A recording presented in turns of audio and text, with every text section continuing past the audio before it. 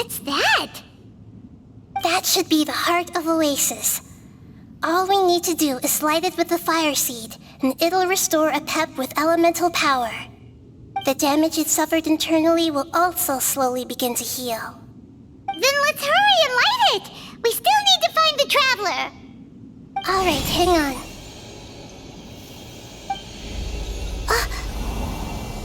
Wait! The fire seed! What happened? It shattered.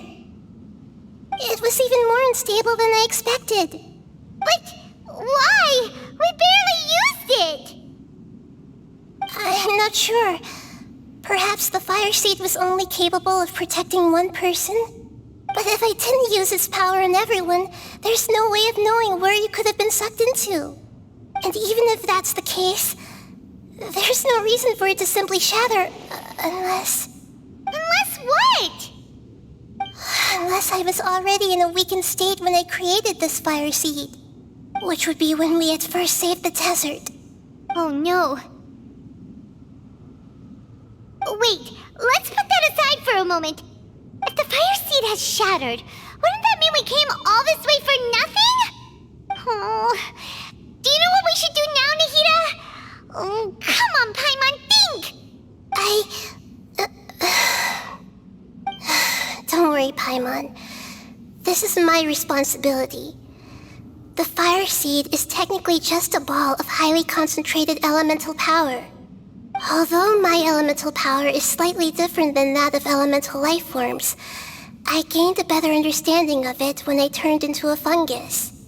So, all I have to do is imitate that power, while adding some of my own. And I'll be able to do what the fire seed was supposed to. You're gonna become the fire seed? Yes. It'll take a lot of power from me, but it still won't be anything compared to when I was in the desert.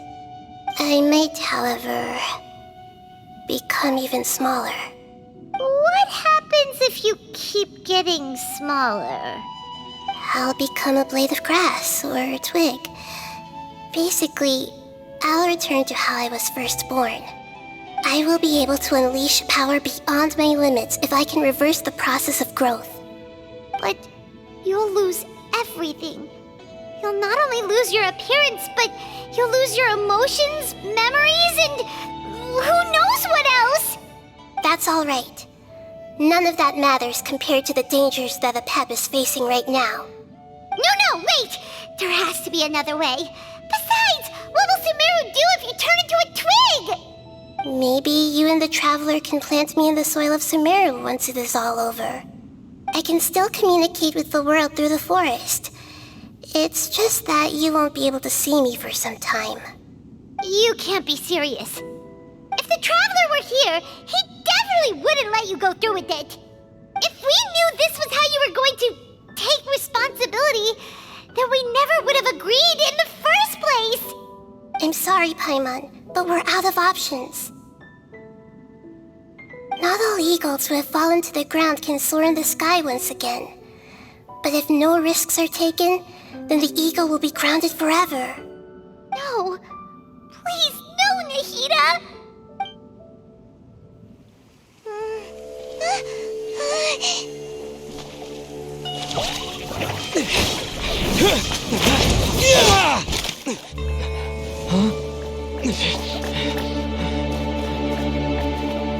The fire seed shattered, and she's... I know. A sacrifice must be made, but not by the Lord of Dendro. We've all grown on this long journey.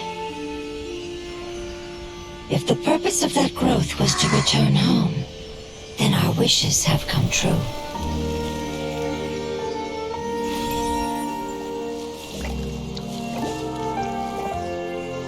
Would you lend us your power? You knew it would come to this. All the knowledge, language, and emotions that you have learned will be reverted into pure elemental energy. In your new homeland, nothing of who you were will remain. You won't be remembered by anyone. Is that truly the return you've always dreamed of?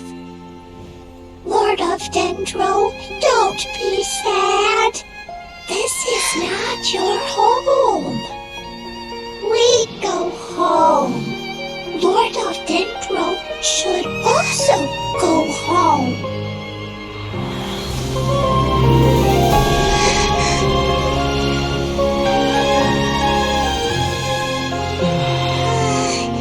Hear us, please.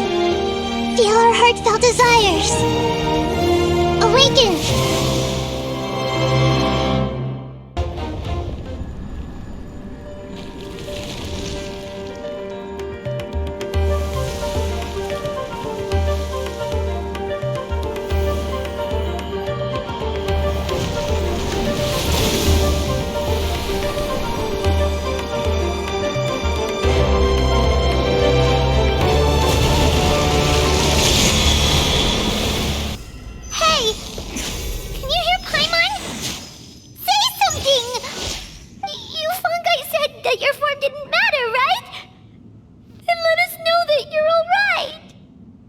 Their knowledge, memories, and emotions have been reverted to elemental power and released. They are no longer able to respond to you. The guardians that have accompanied me for countless eras have also transformed into my elemental power, just as they did. They will be born once again now that they're one. There's nothing to be sad about.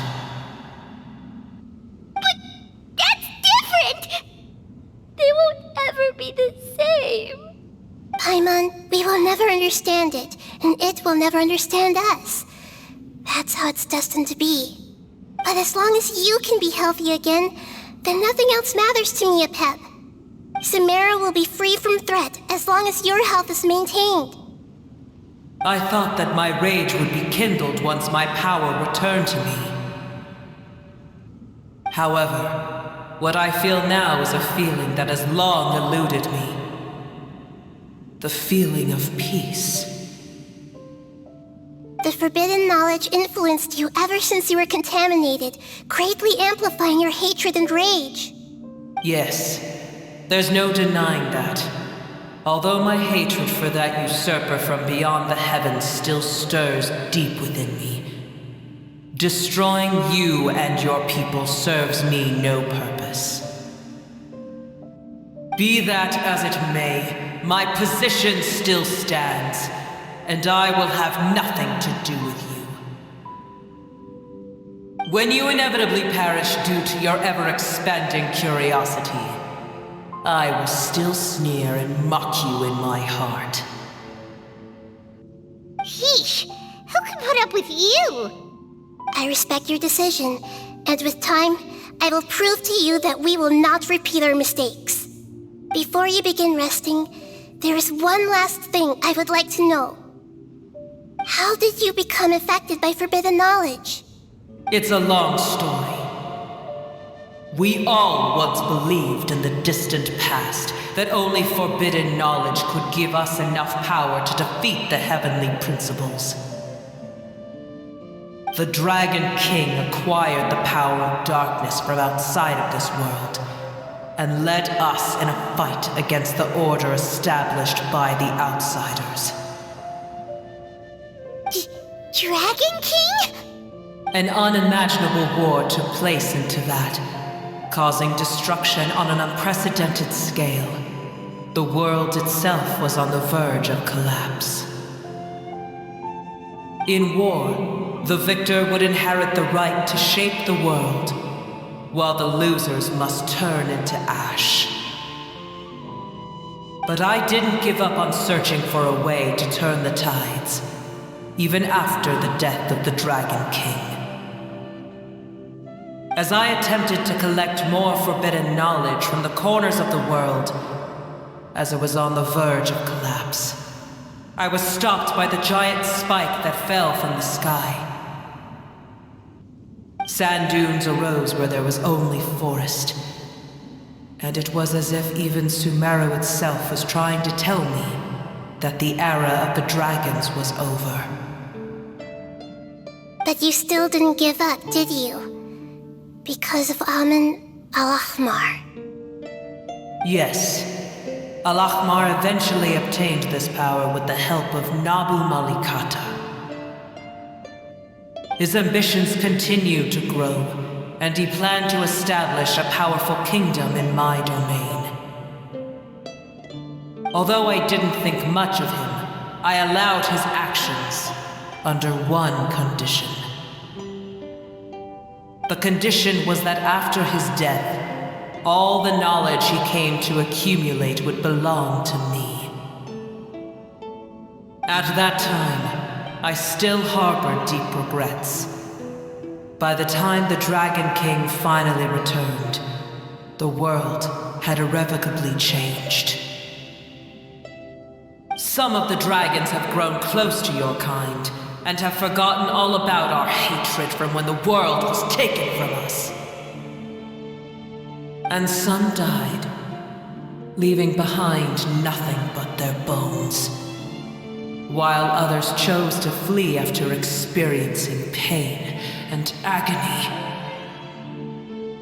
But for me, the scales and will of the Dragon King still shine bright in my heart, even to this day. I will follow it until the end of my time. You really are insane. When Al-Ahmar's proud kingdom collapsed, I swallowed him whole as I agreed and absorbed his elemental power. However, what I gained was no benefit. No. I gained the apocalypse. I used up all my strength just trying to keep the pain under control.